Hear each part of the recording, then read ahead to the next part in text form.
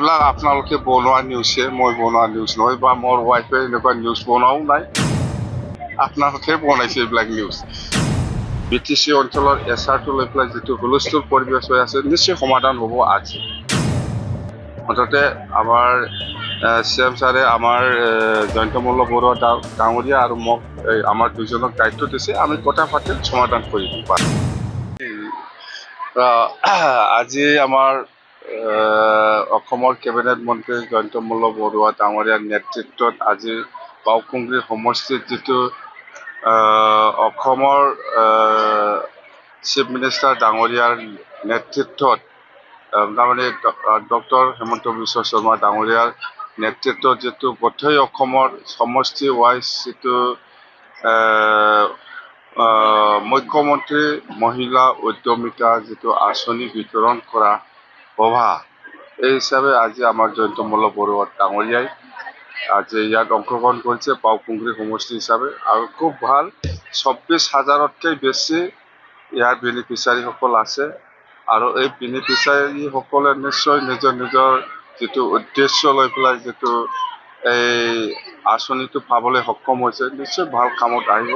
আৰু নেক্সট সেইটো ভাল কামত ব্যৱহাৰ হ'লে নিশ্চয় আৰু 25,000 পাবলৈ সক্ষম হ'ব, ইয়াৰ পিছত 50,000 এনেকুৱা। আৰু মুঠতে আমি আজিৰ দিনত আমি যিটো দেখিবলৈ পাইছে বা পাই আহিছোঁ, ডক্টৰ হিমন্ত বিশ্ব শৰ্মা ডাঙৰীয়াই অসমৰ সকলো জাতি জনগোষ্ঠী সকলো শ্ৰেণীৰ ৰাইজক লৈ পেলাই যিটো কাম কৰিবলৈ আগবাঢ়ি আহিছে বা কাম কৰি আহিছে, ইয়াত নিশ্চয় অসমবাসী ৰাইজে চবে সন্তুষ্ট।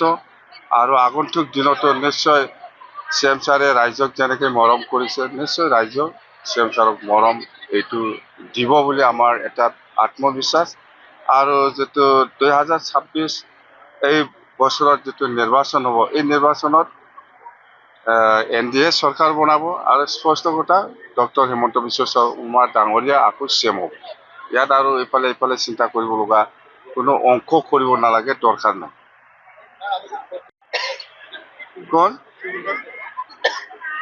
এইবিলাক আপোনালোকে বনোৱা নিউজহে, মই বনোৱা নিউজ নহয়, বা মোৰ ৱাইফে এনেকুৱা নিউজ বনোৱাও নাই। আপোনালোকে বনাইছে এইবিলাক নিউজ। এইটো খুব চিৰিয়াছ।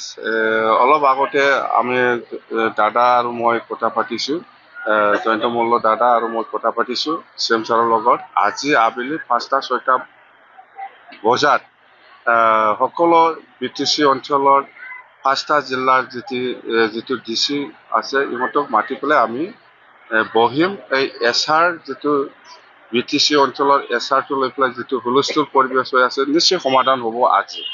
মুঠতে আমাৰ CM ছাৰে আমাৰ জয়ন্ত মল্ল বৰুৱা ডাঙৰীয়া আৰু মোক আমাৰ দুজনক দায়িত্ব দিছে, আমি কথা পাতি সমাধান কৰি দিম। বাছ হৈছে।